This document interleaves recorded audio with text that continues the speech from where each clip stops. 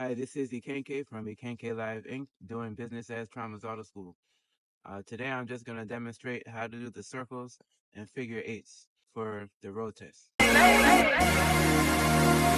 Start with Jamaica.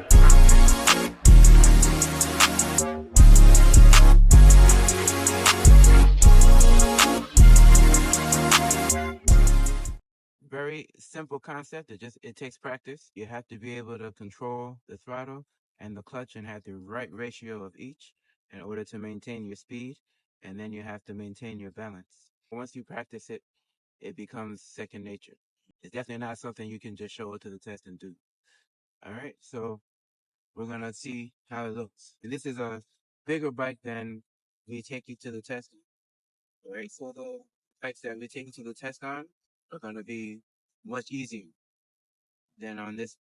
All right, safety first. Always make sure you're protected, helmet on, eyes protected, and I also have gloves and protective gear. The proper way to get on: squeeze the brake and lift your leg over.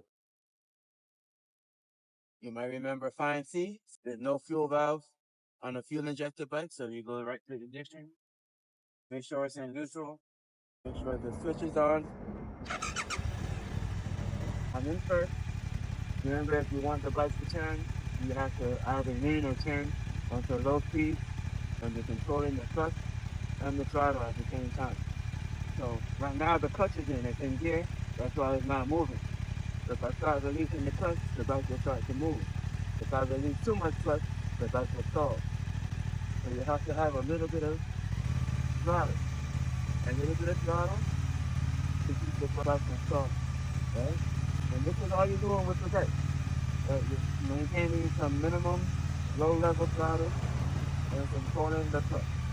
Reduce to go a little faster, pull back to slow down. You always have to look to the left.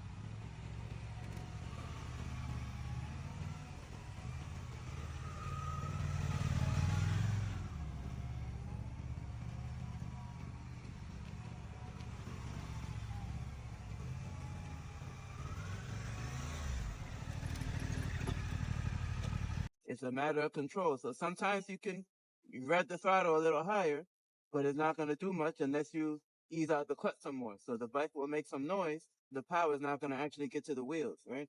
You have to have that control. And if you want the power to get to the wheels, you have to release a little bit more clutch, right? So you can have the clutch in and you can give it as much throttle as you want. The bike won't go anywhere. It just makes a lot of noise. When you start eking out the clutch, that's when the power starts converting into motion. And then you control how much motion with how much clutch you release. Slight fluctuations on the throttle as steady as possible. Control the clutch. Turn the handlebars in your hood, right? Hopefully you learned something from that. Please ask questions, comment. Don't forget to subscribe.